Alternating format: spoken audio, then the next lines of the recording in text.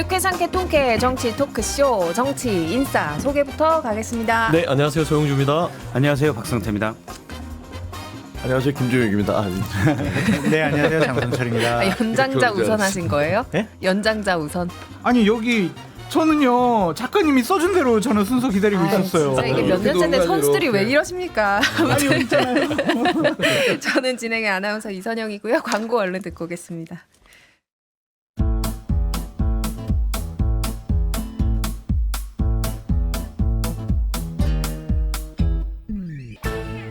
유쾌한 정치 토크쇼 정치인싸.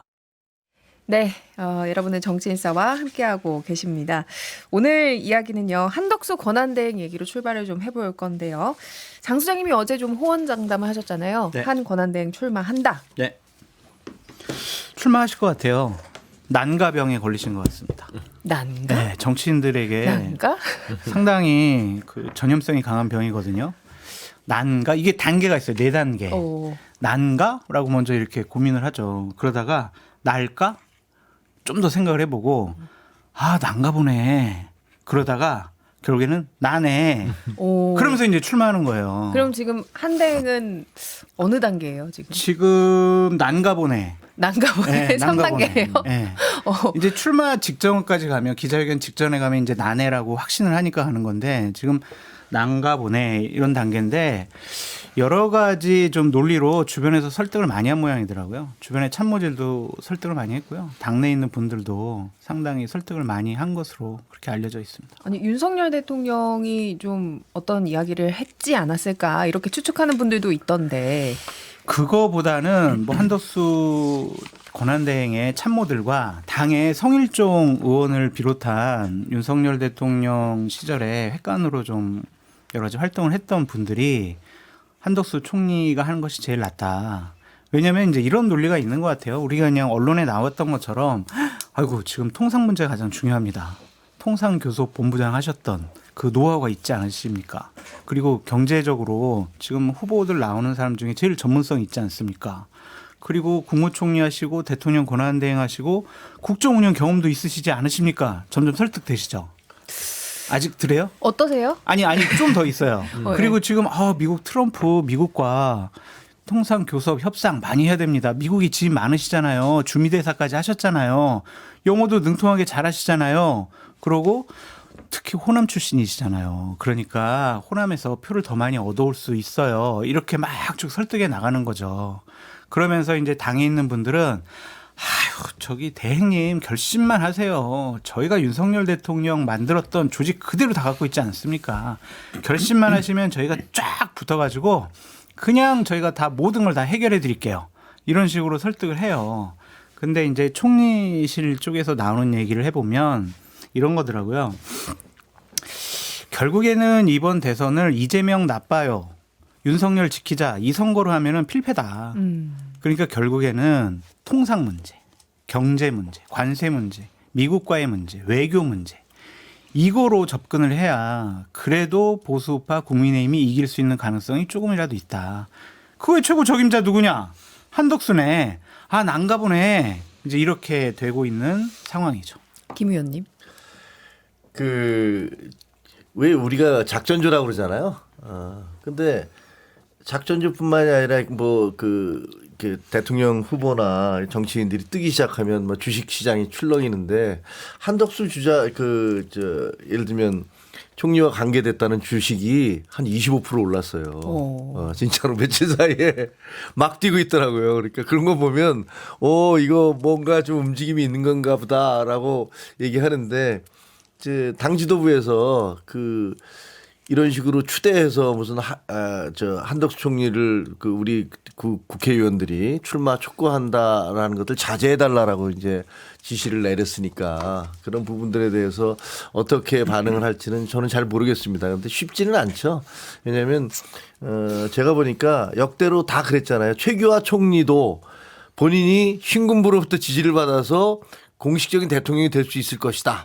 이렇게 생각을 했었고 그러다 뒤통수 맞았고 그다음에 노태우 대통령 때 고건 총리도 고건 대망론 같은 게 막 떠오르다가 그냥 사그러 들었었고 그럼 이번도 뭐 비슷하고 반기문 전 유엔 사무총장도 좀 활동을 하시다가 곧바로 접으셨잖아요. 그래서 그런 공무원 출신들 평생 늘공으로 계시던 분들이 이 험한 자갈밭길에 나와서 싸움을 벌이기는 쉽지 않다. 그래서 일정상으로도 그렇고 15일까지는 사퇴를 하고 국민의힘으로 들어와야 되는데 그게 안 되면 무소속으로 가야 되는데 그게 과연 쉬울까라는 생각이 들어요. 전임 총리들은 난가병에 걸리지 않았거든요. 그때는 그 병이 없었어요. 진짜? 네. 지금 이제 병이 생긴 거고 지금 총리 그러니까 그 측근분들 얘기를 들어보면 또 언론에 보도된 거 얘기 들어보면 국민의힘 경선에는 참여하지 않는다. 그렇지. 예, 국민의힘 경선이 끝나고 난 다음에 단일 후보 형식으로 해서 단일화 협상해가지고 쭉 분위기 끌어올린다. 무소속으로 나와서 그죠? 네, 그런 시나리오까지도 다 마련해 놓은 상황인 것 같아요. 저는 가능성은 좀 낮다고 봐요. 한 80% 정도는 출마 안 할 거다 이렇게 생각을 하는데 지금은 전전반칙의 단계인 것 같아요. 앞서 이제 난가병을 한자성으로 풀이하면 엎치락 뒤치락 하면서 잠을 못 이루는 상태. 내가 맞나라고 하면서 맞나? 다시 불을 켜고 스마트폰을 켜고 한덕수, 검색해보고. 전광훈 이렇게 검색해보고 혹시 전광훈 씨가 날 지지하지 않나 이런 걸 하는 단계거든요. 네. 여기서 만약 대망을 꿈을 꾼다면 그건 대망의 꿈이 아니고 잠잘 때 꾸는 나쁜 꿈. 악몽? 악몽 말고 좀 더 저는 구어체를 좋아하니까 굳이 제 입으로 언급하진 않겠습니다. 아, 무슨 꿈 하는 동물에 거잖아요. 뭐가 들어가는? 네, 그런 걸 거라고 보고요. 약간 예를 들어서 지금 상황이 한덕수 대행에게 나쁘진 않아요. 몸값을 계속 키울 수가 있고 대선이 지나면 국민의힘 내부에도 리더십 부재가 생길 텐데 서로 리더십을 다툴 텐데 그중에 한 리더십으로 자리매김할 수도 있고 그리고 경선 뒤에 합류할 수도 있다라는 것도 나쁘지 않습니다. 자신의 결정을 최대한 미뤄서 뭔가 카드처럼 계속 보여줄 수가 있잖아요. 그래서 전혀 나쁘지 않을 거기 때문에 뭐 입장을 내라고 하는데 마지막까지 입장을 안 낼 걸로 봅니다. 그런데 한덕수 대행을 아는 많은 사람들이 죄송합니다. 이분 간이 콩알만 해서 안 한다. 제가 볼 때는 그렇습니다. 윤석열 대통령은 과거에 제가 이제 주판화를 튕기는 스타일이 아니고 주판을 휘두르는 스타일이다라고 언급을 했었는데 예. 한덕수 대행은 주판 자체예요. 매번 주판만 튕깁니다. 그래서 끝까지 저는 나올 생각은 반전에 지지율의 반전이 있지 않는 한 나오고 싶지 않을 건데 최근 갤럽 조사에서는 지지율이 상당히 낮고 특히 중도층에서 낮았어요. 그래서 어려울 거라고 봅니다. 저는 안덕수 권한대행이 왜 인생을 망가지는 쪽으로 가는지 모르겠어요. 원래 보통 노후에 좋아야 되는데 점점 쇠락하는 선택을 한다. 저는 무엇보다 우려스러운 거는 한덕수 권한대행에 대해서 나오고 안 나오고는 본인의 선택이고 자유일 수 있고 저는 한 51% 출마를 할 거라고 생각을 해요. 그러니까 정치인한테 51%는 배가고 똑같죠. 그래서 저는 출마를 할 것 같은데 이게 자의에서 한 것이냐. 저는 그건 아닌 것 같아요. 그러니까 결국에는 중요한 거는 내란을 우리가 잊고 있다. 통상을 얘기하고 있고 그다음에 미래를 얘기하기에는 아직 내란 정식이 안 됐다는 거예요. 그러니까 지금 어제 윤석열 전 대통령이 관저에서 나와서 태그하는데 무슨 개선장구처럼 하면서 새로운 길을 찾겠다. 그 길에 지금 한덕수 권한대행이 있다고 봤을 땐 이 내란의 세력들이 종식되지 않고 한덕수 권한대행을 세워서 다시 이 사람이 대통령이 된다면 우리 내란에 대한 방탄이 가능하고 우리가 부활할 수 있겠구나. 아주 위험한 발상에서의 출마의 기획이다. 라고 봤을 때는 웃을 일은 아닌 것 같아요. 그래서 저는 한덕수 권한대행께서는 50일 앞둔 어떤 조기 대선 관리를 하고 본인의 어떤 향후의 노후에서도 가만히 있는 게 좋은데 저는 왜 한덕수 권한대행 뒤에 윤석열 전 대통령보다는 김건희 씨가 보여요. 그러니까 윤석열 전 대통령은 나경원을 픽을 했고 그다음에 한덕수 권한대행의 배우자 되시는 분이 또 김건희 씨와 가까워요. 그러다 보니까 이 경로로 해서 어떤 또 새로운 대안을 제시한 게 아닌가 싶은데 저는 한덕수 권한대행 나와봤자 결국에는 통상으로 민주당과 붙을 수 있는 게 아니라 결국 내란 종식의 민주당과 내란 방어의 한덕수 이 구도기 때문에 나와봤자 별거 없다. 그럼 오히려 민주당 입장에선 좋아요? 누가 나와든 다 좋아요. 차라리 김문수 한덕수 이 조합은 차라리 이 내란에 대한 프레임으로 싸울 수 있어서 편합니다. 그래서 저는 한덕수든 김문수든 아무리 머리를 써봤자 솔직히 내란에서 내란이다. 박성태 실장님 말씀처럼 안 나올 수도 있어요. 근데 제가 이제 계속 나올 것 같다라고 말씀드린 거는 그냥 분위기를 전달해 드린 거고, 저도 서영주 소장님 말씀처럼 나오지 않는 게 맞다라고 좀 생각하는 사람인데, 지난주에 있었던 일을 쭉 보면은 갤럽 여론조사 들어갔단 말이에요. 그리고 막 출마론이 막 나오는데 그냥 입 다물고 가만히 있어요. 보통 저 정도 나와서 한 일주일 동안 시끄러우면은 저 출마 안 합니다. 저 대통령 권한대행으로서 대선 관리만 할게요. 저 이름도 언급하지 마세요. 여론조사 혹시 할 생각도 하지 마세요. 처음에는 그랬어요. 처음에는 대통령의 대선에 디귿자도 디귿자도 꺼내지 말라고. 근데 지금 그 이후에 찌찌뽕. 일주일 동안 그냥 조용히 있었잖아요. 그거는 뭔가 다른 생각을 가고 있다. 난가 보다. 그런 생각 지금 머릿속에서 하고 있다. 그렇게 보여져요. 저 잠깐 여론조사 개요 좀 말씀드릴게요. 조금 전에 이제 장 소장님, 박 실장님 언급하신 여론조사는 지난 8일부터 10일까지 한국갤럽에서 전화조사원 면접조사를 한 결과고요. 장내 정치 지도자 선호도 이 조사에서 한덕수 대행이 처음으로 등장했고 2%를 기록했습니다. 아니 난가보다는 뭐 할 수 있죠. 누구든지 욕심이 없는 사람이 어디 있겠습니까? 그리고 정치판에 있는 사람들 다 그런 생각을 해요. 뭐 아까 말씀드렸던 전임 총리들 그런 분들은 뭐 그런 생각 안 했겠습니까? 다 했지. 근데 안 되거든요. 지금 현실적인 부분을 생각을 해야 되는데 한덕수 총리님이 49년생이에요. 만으로 76세 아닙니까? 그리고 그 다음에 김문수 장관님은 74세 51년생 그렇죠? 51년생이고 그다음에 우리 홍준표 시장님도 마찬가지고 70대시고 그러는데 그거 아무리 대한민국이 노령화 사회가 되고 있다고 하지만 글쎄 유권자들이 어떻게 생각하실까요? 그래서 제가 보기에는 본인들의 욕심 이런 것들은 얼마든지 있고 또 내 스스로도 다른 정치인들 내가 봤는데 내가 보니까 나 정도 능력 있는 사람은 없더라 이렇게 생각하실 수 있죠. 그리고 주변 분들은 또 막 부추길 거예요. 그래야지 거기서 여러 가지가 생기는 거 아닙니까? 당장 주식시장에서 해당 주들이 뛰고 막 이러는 거니까. 그렇지만 그런 것과 내가 그렇게 생각해보고 그다음에 조금 흘려봐서 어떻게 움직이는지를 이렇게 지켜보는 것과 정말로 내가 나가겠다고 결심하는 것은 그건 두 개의 어나더 스토리예요. 다른 얘기예요. 쉽지 않다. 목숨 걸고 한번 해보겠다라고 생각하면 모르겠는데 첫째 목숨을 걸지도 않겠거니와 그리고 해도 안 될 것 같다는 생각이 들기 때문에 아마 안 할 겁니다.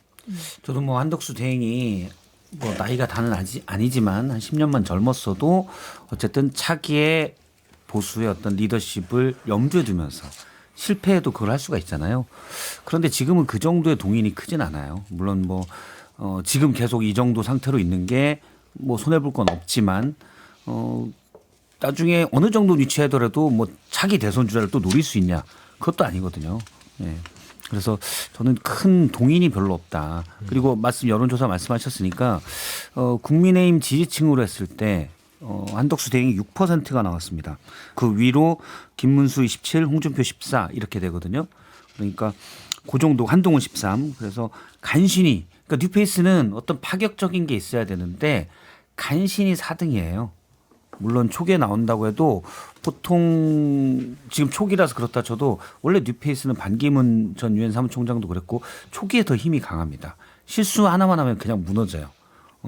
계속 산전수전 겪은 분들은 실수 한두 개 해도 다시 묻혀지는. 왜냐하면 기존의 유권자들이 갖고 있던 이미지가 있어서 실수 한두 개로 무너지지 않는데 뉴페이스들은 실수 하나로 무너집니다. 그래서 지금의 여론조사가 저는 결코 높다고도 생각하지 않고 또 반기문 유엔 사무총장의 경우에는 중도나 이쪽에 외연 확장성이 있었어요. 근데 한덕수 대행은 지난번 이완규 재판관 임명할 때도 그렇고 내란범의 공범으로 유권자들에게 특히 중도층에 각인돼 있기 때문에 확장성이 없어요. 국민의힘에서도 별로 저는 득될 건 없다라고 봅니다. 그러니까 지금 한덕수 대행 얘기가 계속 나오는 게 민주당으로서도 손해볼 게 전 아니라고 보는데 왜냐하면 계속 내란이 소환돼요. 윤석열이 퇴거하면서 사실은 이제 이재명이다. 이런 분위기가 될 수도 있는데 한덕수 대행 얘기가 계속 나오면 내란에 대한 게 계속 소환돼서 계속 내란 대 계엄 대 반계엄 프레임이 작용이 될 수 있습니다. 그러면 국민의힘으로서는 외연 확장이 오히려 더 떨어져요. 민주당도 손해볼 건 없는 지금 그런 상황이라고 봅니다. 지금 이제 박 실장님께서는 이완규 법제처장 헌법재판관 지명한 거 그 얘기하셨는데 안 그래도 그 이야기를 저희가 조금 더 해보기는 할 거예요.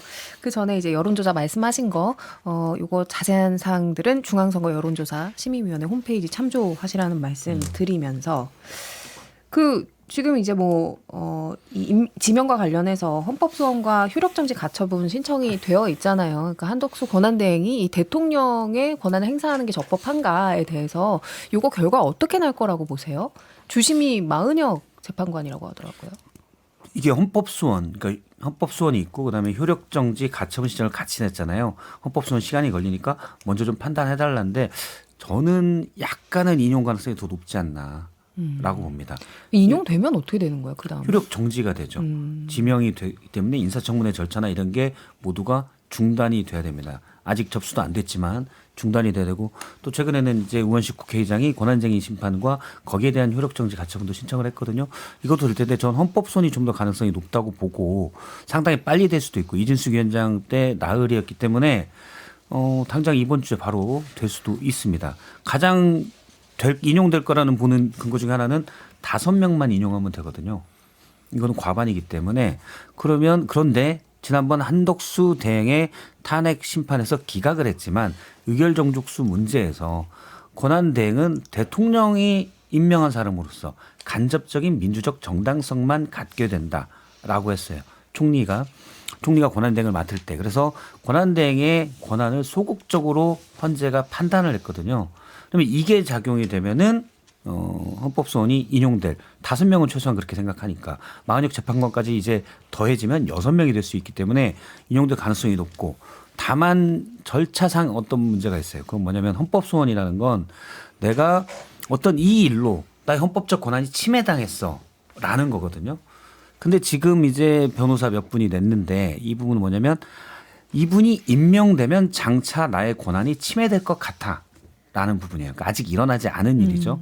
그렇기 때문에 만약 이 절차의 문제에 헌재가 아직 일어나지 않은 걸 그렇다고 해서 인용해서 효력정지하는 건 그렇지 않나라고 판단한다면 기각될 가능성이 약간 있다. 근데 제가 알기로는 그중 일부의 변호사들은 헌법소원을 낸 분이 본인 관련된 심판이 있다고 그러더라고요. 그러면 나는 당장 침해될 것 같아 라는 논리가 가능하죠. 근데 헌재가 과거에는 그런 논리로 위험이 헌법적 권한이 침해당할 가능성이 명확할 때 이때는 인용한 전례가 있긴 하다고 그러더라고요. 그래서 저는 가능성이 약간은 높은 편에 두고 있다라고 봅니다. 가처분 인용될 가능성이 매우 높아요. 그러니까 이 대통령의 원래 권한 대행이 본인이 자의적으로 쓴 거단 말이에요. 그리고 국회 입법조사처도 이 권한대행의 대통령 목에 헌재 재판관 임명한 위원회 소지가 매우 높다라고 의견을 냈기 때문에 5대 4면 가처분 인용이 됩니다. 헌법소원은 아마 그 문영배 이미선 재판관 없이 진행이 될 가능성이 높고 그랬을 때 이제 좀 시간이 걸리겠으나 또 우원식 국회의장이 냈던 권한쟁의 심판 그 부분도 나름대로 빨리 결정이 나서 저는 이미 한 50일 정도는 법률적인 그 심사를 통해서 이 두 사람의 임명은 현실화되기는 쉽지 않을 것 같다. 좀 그렇게 보는 게 맞을 것 같아요. 아니 근데 법적인 문제 이런 거를 이제 다 떠나서 한덕수 권한대행이 이 논란이 많이 일 거라는 걸 몰랐느냐에 대해서 의문을 갖는 분들이 많아요. 이제 이완규 법제처장이 그 이른바 대통령 안가 회동, 그러니까 시위산 내란 그 사태 다음 날 있었던 안가 회동에 참여했던 구성원으로 지목이 됐잖아요. 두 가지를 나눠서 봐야 되는데 하나는 한덕수 권한대행이 그 이완규 법제처장을 헌법재판관으로 임명한 건 저는 적절치 않다고 봅니다. 그거는 상당히 논란이 될 수 있고 그리고 법적으로 과연 총리 지난번에 150석 이상이면 탄핵이 된다고 했는데 그것은 아주 시급한 긴급한 일이 아니면 대통령으로서의 권한이 아니라 그냥 대행으로서 그 상황을 유지하고 관리하는 수준에서만 해라라는 의미잖아요. 그러니까 이건 적극적인 권리의 행사이기 때문에 논란이 있을 수 있다. 그렇게 생각해요. 근데 저는 효력정지 가처분 신청은 인정되지 않을 가능성이 크다고 봅니다. 왜냐하면 그 효력정지 가처분을 함으로 해서 그 헌정 질서가 받을 타격과 그게 그 정도의 시급성을 갖고 있느냐를 논해 본다면 헌법재판관들은 헌법을 수호하는 사람들이에요. 그리고 국정질서가 문란하지 않도록 가능하면 안정적으로 관리할 그런 목표와 책임이 있는 분들이에요. 그래서 8대 0 만장일치로 대통령을 탄핵시킨 거고 나머지 부분에 있어서는 민주당이 다 줄탄핵을 한 거를 다 기각시켰잖아요. 헌정 질서가 이렇게 문란해지면 안 된다라는 그런 신호 아닙니까? 근데 또 여기다 대고서 무슨 지금 대행을 하고 있는데 50여일 뒤면 대선이 치러지는데 거기서 그걸 관리해야 될 총리를 탄핵을 하겠다라고 했을 때 헌법재판관들이 상식적으로 그걸 받아들일까? 저는 안 받아들일 거라고 봅니다. 그리고 본안 소송으로 가자라고 얘기를 하면 모르지 이거를 무슨 가처분을 해서 당장 가처분으로 대통령 권한 대행을 자리에서 물러나게 한다? 그건 저는 코미디라고 봅니다. 저 짧게 말씀드리면 이완구 임명한 거 잘못됐지만 이거는 판단이 4월 18일 전에는 안 나오지 않을까 그런 생각이 들어요. 그래가지고 결론을 못 내리지 않을까 그런 생각이 듭니다. 그래서 김종혁 위원님과 저는 비슷한 생각을 좀 갖고 있습니다. 알겠습니다. 한덕수 권한대행 이야기를 좀 해봤고요. 이제 국민의힘과 민주당의 대선 후보들 얘기를 좀 할 건데요. 그거는 이제 광고 듣고 와서 2부에서 이어가도록 하겠습니다.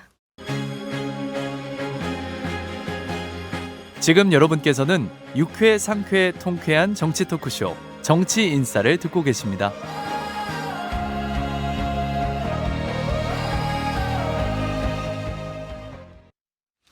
네, 여러분은 정치인싸와 함께하고 계십니다. 조금 전에 일부에서 한덕수 권한대행 얘기를 좀 하고 있었는데요. 관련해서 헌법 소원과 효력정지 가처분 신청 이거는 이제 탄핵 관련된 게 아니라 이 헌법재판관 지명한 것에 대한 이 권한의 행사 남용 부분이라는 점 다시 한번 말씀드리겠습니다. 자, 그래서 국민의힘 대선 경선 이야기를 좀 해볼 텐데요.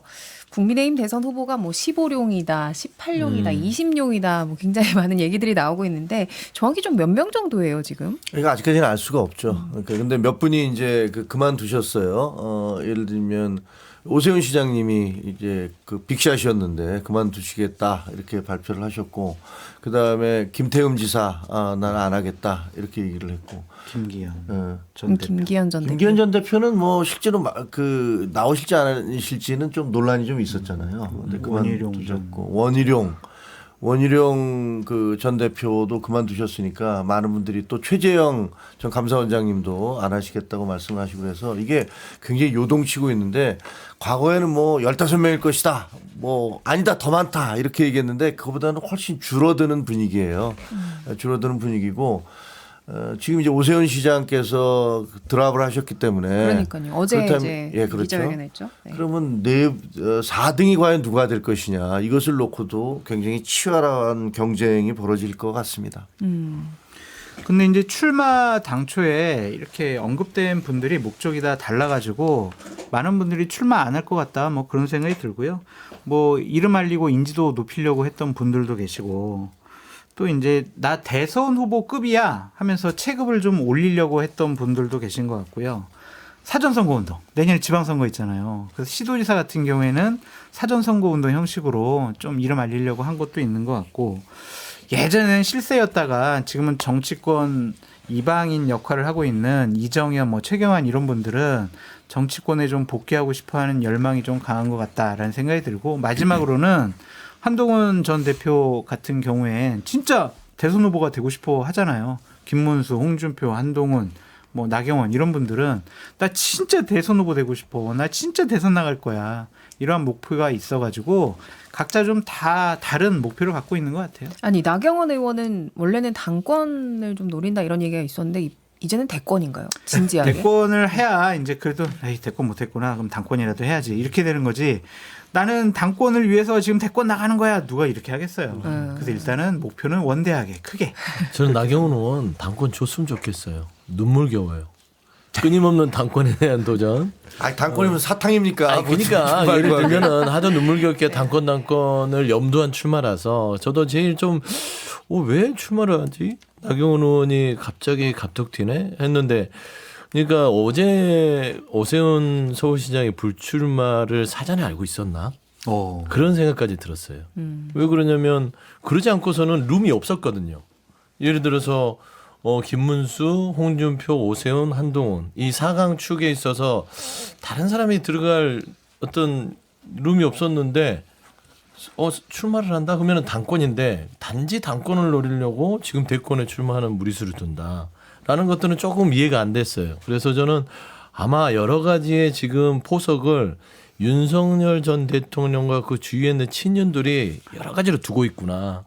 거기에 의해서 많은 움직임이 지금 좀 변화가 있구나. 저는 좀 그런 그게 좀 영향력이 있다고 보시는 거예요? 그러면 그들의 어떤 작업과 설계와 이런 것들이 이미 국민의힘은요. 네. 그 윤석열 전 대통령의 바둑판 같은 그런 상황이 있는 거예요. 제가 좀 안타까운 건 공당으로서 국민의힘은 굉장히 보수의 전통적인 어떤 가치를 지켜왔던 당이었는데 이번에 내란 사태를 겪고 그다음에 지난 3년의 윤석열 정부를 겪으면서 국민의힘은 더 이상 정당 기능이 조금은 아쉽게 변해버렸다. 아니 근데 그렇게 치밀하고 계획적이었으면 사태가 이렇게 되지도 않아요. 우리 당이 이 모양 이 꼴도 되지도 않습니다. 그런 건 아닌 것 같고요. 그러면 이제 판이 제가 보기엔 급속히 재편되는 거죠. 그러니까 그 이전에 4강에서 왔다 갔다 했었잖아요. 근데 무슨 뭐 그 다음에 후보는 4등 후보는 너무 차이가 나서 그냥 3강으로 그 구도는 재편이 될 것이다 이렇게 생각이 되어집니다. 그리고 저는 제가 만약에 어떤 공당의 당직자나 당 사무처의 주요직이라면 기탁금을 좀 올릴 것 같아요. 아무나 못 출마하게. 네, 그냥 사실 지방선거 준비하는 분들이 몇 천만 원 내고 얼굴 알리려고 나오고 또 당권 준비하는 분들이 몇 천만 원 내고 또 새 모으려고 나오고 사실은 대통령 나라를 운영해가는 분들에 대해서 너무 허들이 낮다라는 생각도 좀 들고 또 이게 이제 자유적인 그런 게 있다면은 최소한 1차 경선 기간을 되게 짧게 한다든지 그런 게 좀 필요하지 않나 싶습니다. 그리고 중진들이 자꾸 나서겠다고 하는 거는 일단 자신의 존재감을 보여야 될 필요성. 안 그러면 물갈이 되기 십상이거든요. 그런 것도 있고 나경원 의원 같은 경우는 저도 소영주 선생님 말처럼 뭔가 교통정리들이 좀 있나 뭐 근거는 없지만 저는 원희룡 전 장관이 불출마 선언을 한 것에 대해서 좀 의문이 있어요. 이분이 이제 대구에서 봉사활동도 정말 오래 열심히 하시고 그래 물론 본사정식이 투철한 것도 있지만 저는 의도가 있다고 봤거든요. 교통정리 누가 했어요? 라고 보시는 덩치는 거예요? 크지만 잘 보이지 않는 손이 했겠죠. 덩치는 크지만. 네. 저기 한남동에서 서초동 가신. 어제 막 왔다 갔다 하셨구나. 아. 네. 그런데 어쨌든 저는 혹시 하자 왜냐하면 원희룡 전 장관은 경선에서 컷오프가 되더라도 일단 뒤까지 계속 나와서 자신의 존재감을 보이는 게 무조건 나은 선택이거든요. 근데 미리 불출마 왜지? 그러면 이른바 친윤 후보들 강경한 메시지를 냈던 반탄핵 목소리를 냈던 후보들 간에 뭔가 조율이 있나?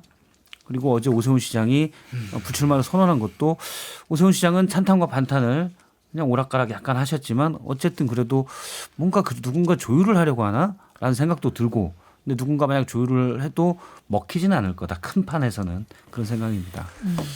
이제 관련해서 나경원 의원의 이 대두가 국민의힘의 경선 룰과 좀 관련이 있다 이런 분석도 있어요. 지금 국민의힘 경선을 두고 뭐 유승민 전 의원은 국민 대상 사기라고까지 비판을 했는데요. 경선 룰이 어떻게 바뀌었길래 이런 얘기들이 나오는 거예요? 아니 경선 룰은 뭐 원래는 그 당원 50 그다음에 일반 여론조사 50이었잖아요. 그리고 결선 투표 없었습니다. 그런데 이제 결선 투표를 만들어냈어요. 결선 투표를 만들어내고 박민영 그 대변인 아주 친윤이라고 강성 친윤이라고 일컬어지는 용산에서 근무했던 그 대변인이 하는 얘기가 한동훈을 한동훈을 이기기 위해서 우리가 결선 투표 만들어냈다. 이렇게 공개적으로 얘기를 했잖아요. 예, 예. 그래서 그것 때문에 이제 비대위원장, 권영세 비대위원장이 뭐 아주 강력 경고했다 이렇게 얘기하는데 뭐 이게 경고로 그칠 문제인지는 진짜 모르겠습니다. 그럼 그 얘기를 들으면서 아 이거 그 국민의힘의 경선은 완전히 장난이구나. 누가 뒤에서 장난치고 있구나 이런 느낌을 주는 거 아니에요. 사실이든 아니든 간에 이것은 우리 선거 전체를 아주 바닥으로 떨어뜨린 이미지를 추락시킨 거기 때문에 제가 보기에는 이건 무슨 경고 정도로 끝날 게 아니거든요. 근데 그렇게 가시더라고요. 근데 그걸 보면 아 이거 경고 정도로 끝나는 거 보니까 진짜 뭐가 있나? 라는 생각이 들기도 해요. 박민영 대변인 얘기는 저는 그렇게 얘기할 수 있어요. 결선 투표까지 가는 걸 보면 이건 한동훈은 안 돼요. 그거는 작동했다고 보는 게 맞아요. 분석상. 왜냐하면 원래 전통적으로 사인에서 거기서 이제 표차 나온 사람들을 해서 승자를 주는 것인데 결선까지 가는 것은 한동훈 전 대표가 거기까지 뚫고 결선까지 오더라도 결국에는 찬탄 반탄으로 해서 결국에는 한동훈 전 대표가 올라오지 못하게 허들을 높인 거란 말이에요. 근데 저는 보면 지금 이게 윤석열 전 대통령을 중심으로 한 친윤이 여전히 한동훈은 안 된다. 라는 의식이 강한 것 같고 최근에 이철우 경북지사에게 충성심 봐라라는 조언을 윤석열 전 대통령이 했잖아요. 예. 그 충성심이 배은망덕한 한동훈 같은 사람을 절대 경계해야 된다라는 말을 돌려서 한 것 같다고 저는 해석이 돼요.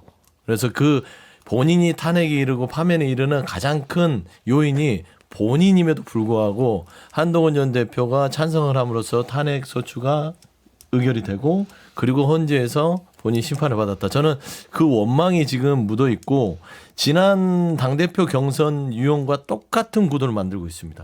나경원 의원을 등판시킨 것도 저는 윤 전 대통령이 있다고 저는 보이거든요.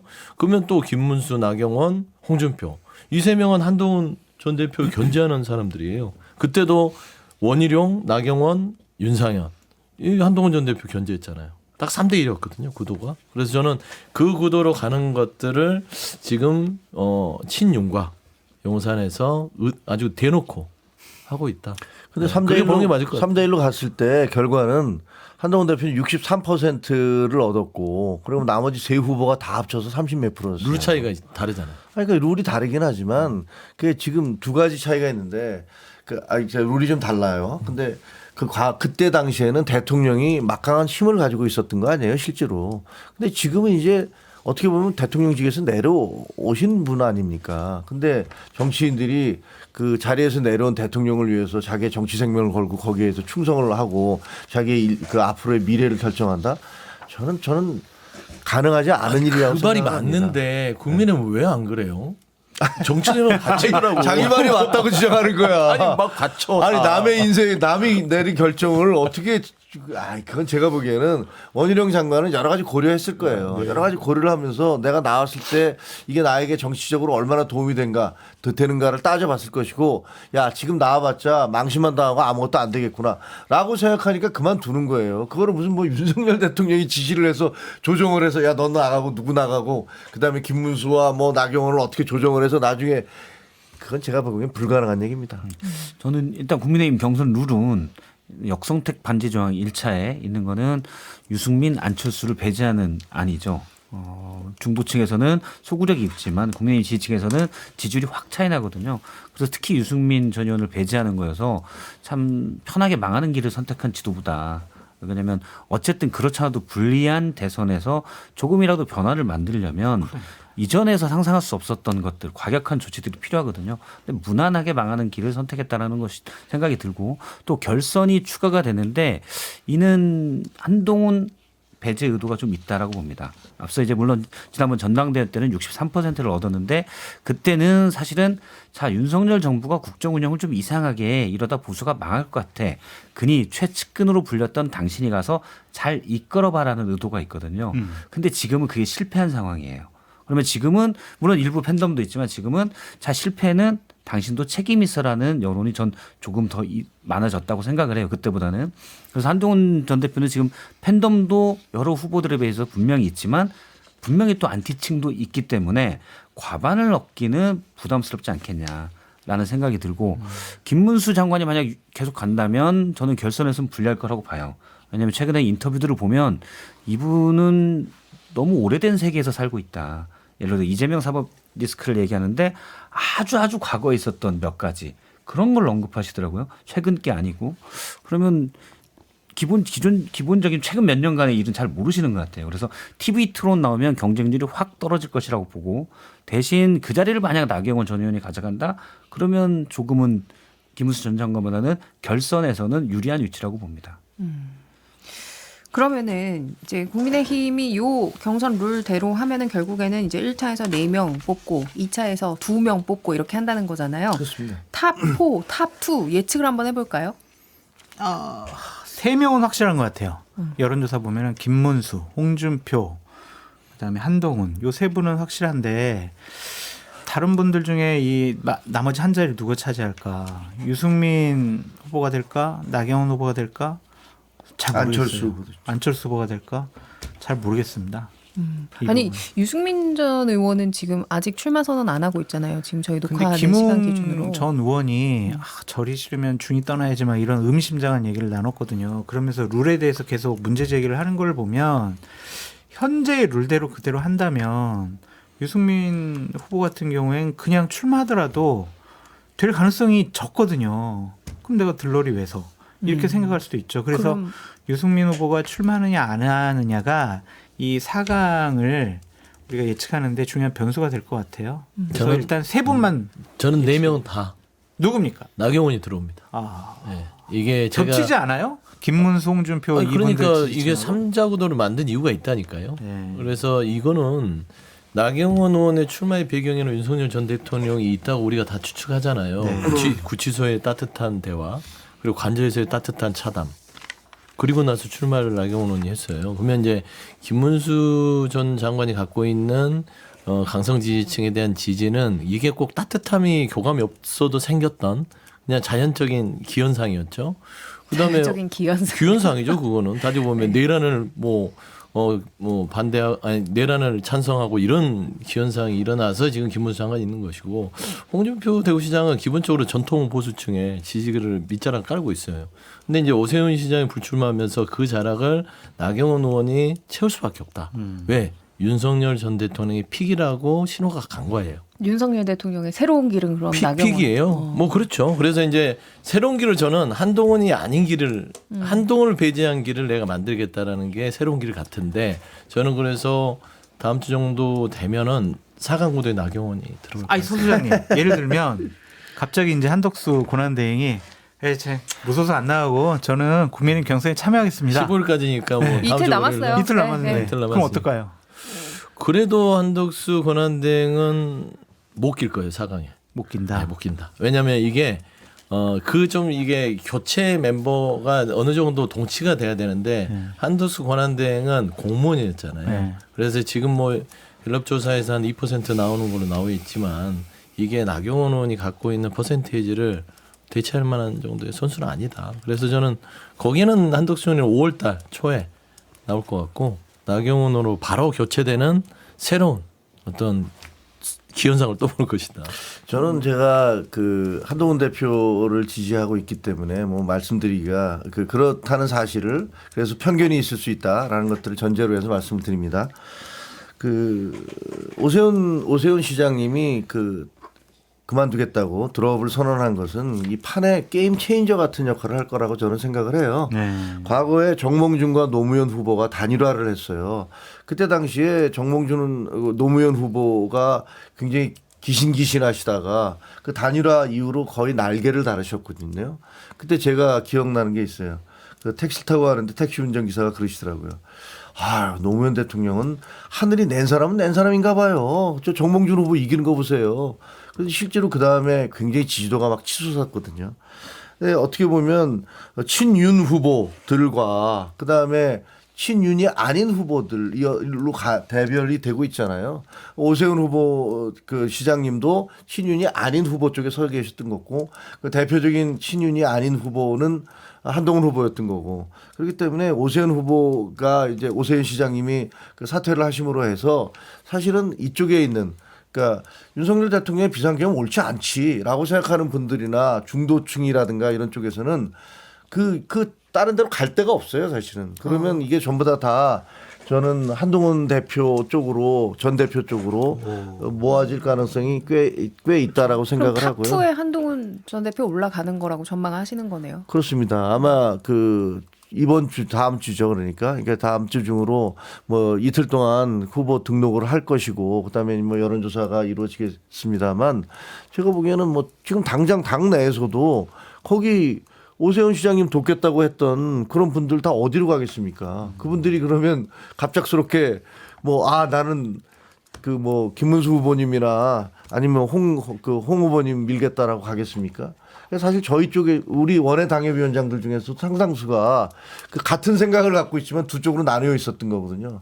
그럼 그건 뭐 어떻게 되겠습니까? 다 합쳐지겠지. 오세훈 시장의 사퇴는 한동훈 후보에게는 대단한 호재가 될 가능성이 높고 저는 탑2는 홍준표, 오세훈 이렇게 예측을 했었는데 오세훈 후보가 빠졌기 때문에 한동훈 후보가 탑2로 들어가서 결선을 치를 가능성도 있지 않을까. 홍준표, 한동훈. 네.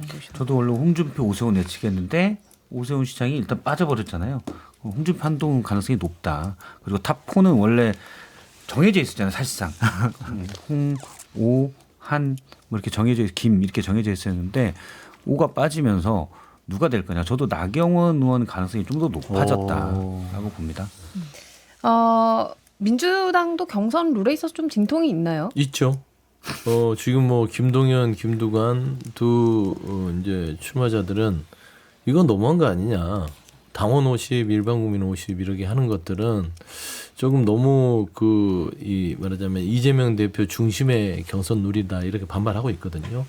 따지고 보면 이거를 완전 국민 경선제는 아니더라도 최소한 국민 경선을 해야 되거든요. 100% 열어놓고 가야 되는데 이게 지금 현재 당의 이 경선룰을 책정하는 위원회에선 5대5면 국민 참여 경선으로 하겠다는 겁니다. 결국에는 이제 당원들 투표로 가겠다는 것이고 권리당원 중심의 대선 경선이 치러지기 때문에 그냥 이 나머지 이재명 대표에 도전하는 후보들은 답답할 거예요. 왜 그러냐면 이건 하나만 아니냐. 결국엔 당원들이 투표하게 되면 한 70% 80% 얻을 건데 그래서 지금 좀 진통이 예상되나 어차피 또 이재명 대표가 사실상 그냥 가장 강력한 당내 후보이기 때문에 룰을 좀 이렇게 여유롭게 좀 넉넉하게 했었으면 조금 더 좋았지 않았을까라는 아쉬움은 좀 있습니다. 이제 김동연 지사 같은 경우에는 이제 출마 선언을 했죠. 그리고 김부겸, 박용진 이 두 사람은 출마 안 하겠다고 했잖아요. 네. 그리고 김경수 지사가 오늘 11시에 세종에서 일요일. 출마 그렇죠. 네. 선언을 하죠. 일요일 날. 그래서 오늘 지금 세종에서 아마 어떤 여러 가지 수도 이전 뭐부터 시작해서 본인이 그동안 얘기하고 싶었던 것들을 오늘 밝힐 거니까 그러면 이제 3김 이재명 이렇게 될 가능성이 높습니다. 저는 민주당의 룰과 관련해서 얘기하는 건 시간 낭비라고 좀 생각이 들어요. 그러니까 한국 양궁이 정말 강하잖아요. 그래가지고 룰을 계속 바꾸잖아요. 100m 있다가 200m, 300m 있다가 뭐 10발 쐈다가 5발 쐈다가 뭐 결선했다가. 그래도 한국 양궁이 우승을 많이 하잖아요. 실력이 월등하니까. 룰을 어떻게 바꾸더라도 이번에는 뭐 이재명 대표가 안 될 수도 있지 않을까? 그렇게 생각하는 건 말도 안 되고 80% 넘을 수 있을까? 아니면 80%안 될까? 90% 가까이 될까? 이런 득표율에 우리가 관심을 기울여야지 룰을 가지고 뭐 어떻게 한다고 한들 무슨 의미가 있겠냐. 좀 그런 생각이 듭니다. 그거 보니까 별로 그렇게 좋은 소리는 아닌 것 같은데. 좀 네? 생각이 다른 게 그래도 문제가 있으면 지적을 해야죠. 예를 들면 아니 경선 룰을 각 당에서 하는 건데 뭘 문제 있다고 각 지적을 당이 해요. 예를 들면 본인이 그렇게 일방적으로 이길 수 있는데 그럼에도 불구하고 그거를 또 더 유리하게 바꾸겠다라고 얘기하면 야 이거 너무 심한 거 아니야라고 비판을 할 수가 있죠. 그건 제가 했잖아요. 그러니까 그 아쉬움이 있다고. 아쉬움이 있다. 알겠습니다. 그러니까 말씀한 대로 어차피 이길 건데 그러니까 룰에 막 얽매이는 분들은 뭐냐면 좀 불리한 사람들이 룰에 얽매이거든요. 그렇죠. 왜냐면 본인한테 조금이라도 유리하게 해서 좀 어떻게 틈을 노려보려고. 근데 따지고 보면은 주류인 이재명 대표와 이재명 대표의 주변인들은 굳이 5대5까지 갈 필요 있냐. 알겠습니다. 그냥 넉넉하게 좀 열어서 예. 많이 경선에 좀 아니, 국민의힘처럼 룰을 좀 참여해라. 바꾸면은 이러면 좋았을 텐데. 이게 후보가 바뀔 수가 있으면 의미가 있지만 민주당은 룰을 뭐 어떻게 바꾼다고 맞아요. 한들 그래서 아마 뭔 의미가 민주당도 있을까? 그렇게 했을 거예요. 당원들 많이 참여해라. 그렇죠. 자, 마지막으로 이제 여론조사 하나 더 볼 건데요. 에이스 리서치가 뉴시스 의뢰로 지난 8일부터 9일 ARS 방식으로 실시한 여론조사고요. 오늘 여론조사 말씀드린 건 모두 중앙선거 여론조사 심의위원회 홈페이지에서 자세한 내용 확인하시면 됩니다. 이재명 전 대표가 국민의힘 주자 누구와 붙어도 과반 이상으로 이긴다는 조사 결과가 나왔습니다. 이재명 대 김문수 전 장관 52대 36.8 그리고 홍준표 대구시장을 상대로는 52.2대 34, 한동훈 전 대표를 상대로는 53.4 대 27.5 이렇게 나왔네요. 이거 어떻게 해석할 수 있을까요? 그냥 이재명 대표가 대통령 될 가능성이 현재로선 가장 높다라고 보여지고요. 이것도 얼마 전에 출마 선언도 했잖아요. 비전 발표도 하고 그것에 대한 좀 컨벤션 효과도 있는 것 같고 한마디로 말씀드려서 대세론이다라고 말씀드릴 수밖에 없죠. 그러니까 이게 개별적인 사람들을 넣어서 수치를 본 것도 참 의미가 없는 게 정권 교체 여론이 정권 재창출 여론보다 훨씬 높잖아요.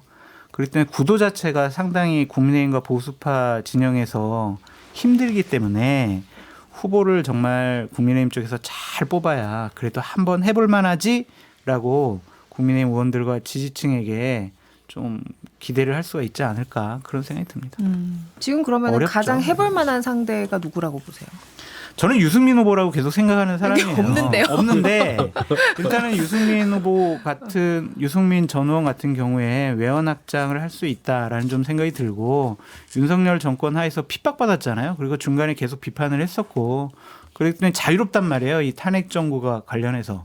그래서 국민의힘 지지층이 밀어주고 그다음에 중도층에서 그래 좀 불안한 이재명보다는 유승민이 낫겠네 이렇게 하면 훨씬 더 경쟁력이 높지 않을까. 근데 지금 안 나오는 게 국민의힘 지지층에서 지지율을 좀 덜 보내고 있기 때문에 지금 뭐 여론조사에서도 빠지고 지지율이 좀 낮게 나오는 것이 아니냐 그런 생각이 듭니다.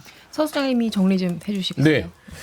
저는 뭐 이제 이재명 대표가 이게 양자 대결에서 50이 다 넘었잖아요. 게임에서 과반이 넘으면 굳이 뭐 누가 유리하나 볼 게 없습니다. 다만 저는 아쉬운 대목은 한동훈 전 대표가 가장 양자 대결에서 약체로 나오잖아요.